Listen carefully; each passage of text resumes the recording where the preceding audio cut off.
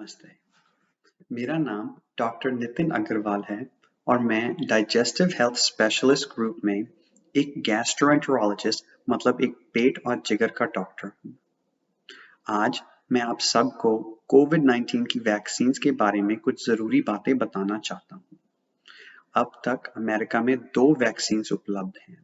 एक है फाइजर की और दूसरी मॉडर्ना की। इस वैक्सीन में एक ऐसी चीज है जिसको mRNA कहा जाता है। ये mRNA एक बनावटी या मानव निर्मित चीज है। ये आपके शरीर के जीव कोशों में एक ऐसी प्रोटीन बनाएगा जिसको हम स्पाइक प्रोटीन कहते हैं।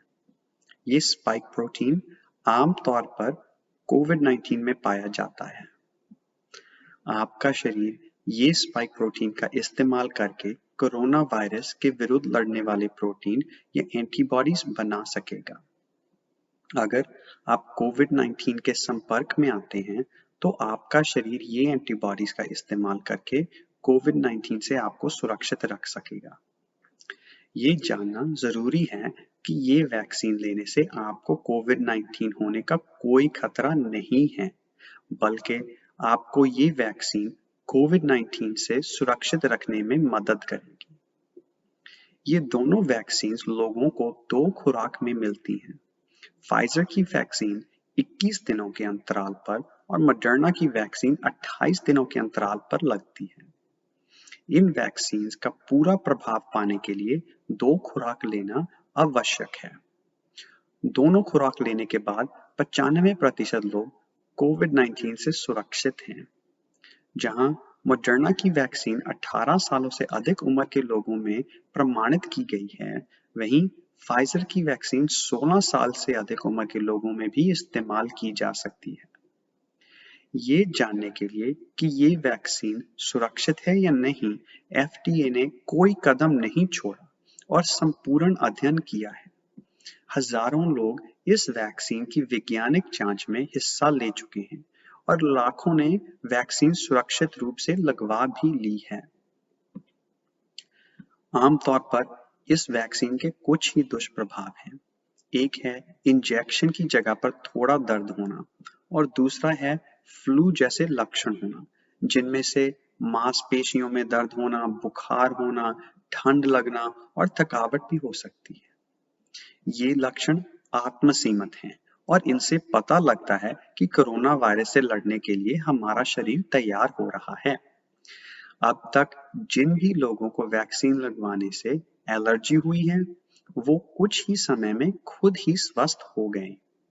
इस वैक्सीन से होने वाले एलर्जिक रिएक्शन का संयोग बहुत कम है और उसी बराबर है जो किसी भी और दवाई से या वैक्सीन से हो सकता है।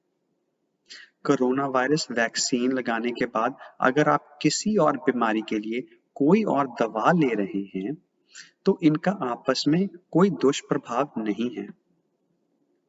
जहां हमें पता है कि ये वैक्सीन आपको कोरोना वायरस के गंभीर रूप से सुरक्षित रखती है, इस बात की जांच अभी अधूरी है कि ये वैक्सीन कोरोना वायरस को फैलने से रोक पाती है या नहीं।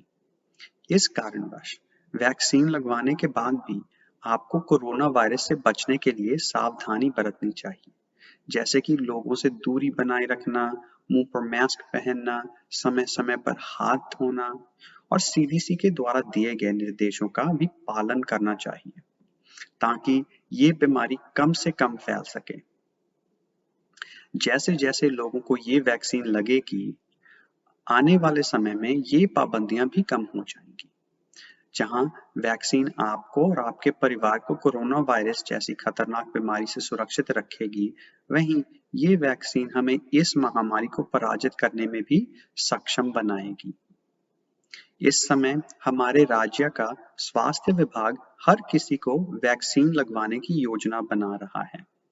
इस कार्य को संपूर्ण करने के लिए कुछ समय लग जाएगा।